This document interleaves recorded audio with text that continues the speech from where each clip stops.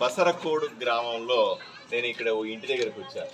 ఇక్కడ రాసింది పిఎంఏవై గ్రామీణ స్కీమ్, అంటే ప్రధానమంత్రి ఆవాస్ యోజన, అంటే ప్రతి పేదవాడికి ఇల్లు ఉండాలన్న ఉద్దేశంతో నరేంద్ర మోదీ ఇచ్చేటువంటి పథకం.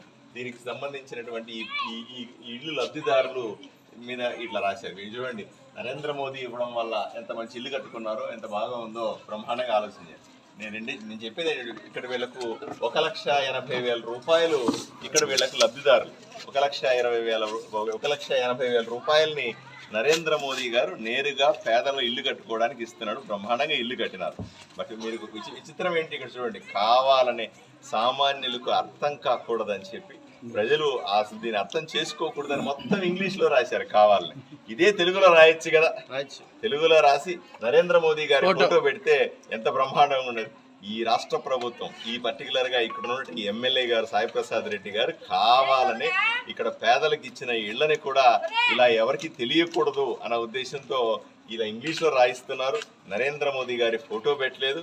అంతెందుకు, కొంతమందికి అంటే కేవలం తన అనుచరులకు మాత్రమే ఇస్తూ మంచి లబ్ధిదారులకు అందరికీ కూడా ఈ పథకం అందకుండా చేస్తున్నటువంటి సాయి ప్రసాద్ రెడ్డిని నిజంగా గద్దె దించాల్సిన అవసరం ఉంది. నేను ఇప్పటికైనా డిమాండ్ చేస్తాను, నరేంద్ర మోదీ గారి ఫోటో పెట్టండి, తెలుగులో రాయండి. అప్పుడు ప్రజలకు అర్థమవుతుంది నిజంగా నరేంద్ర మోదీ గారు నేరుగా గ్రామాల్లో ఎన్నిళ్ళు కడుతున్నాడో, నేరుగా గ్రామాల్లో ఏ పనులు చేస్తున్నాడు అనేది తెలుస్తుంది. రేషన్ ఇస్తా ఉన్నారు, ప్రతి ఇంటికి కూడా ప్రతి తలకి రేషన్ ఇస్తా ఉన్నారు. రేషన్ ఇచ్చేది నరేంద్ర మోదీ గారు. కానీ ఏ రోజు కూడా నరేంద్ర మోదీ ఫోటో పెట్టకుండా కేవలం జగన్మోహన్ రెడ్డి గారి ఫోటో పెట్టుకునో, సాయి ప్రసాద్ రెడ్డి గారి ఫోటో పెట్టుకునో ఆ రకంగా గడిపేస్తా ఉన్నారు. అన్ని కేంద్ర ప్రభుత్వం ఇచ్చే నిధులన్నీ కూడా, కేంద్ర ప్రభుత్వం ఇచ్చే పథకాలన్నీ కూడా మేమే ఇచ్చామని అబద్ధాలు చెప్పుకొని తిరుగుతున్నటువంటి ఈ సాయి ప్రసాద్ రెడ్డి గారిని, జగన్మోహన్ రెడ్డి గారిని ముఖ్యమంత్రిగా దించాల్సిన అవసరం.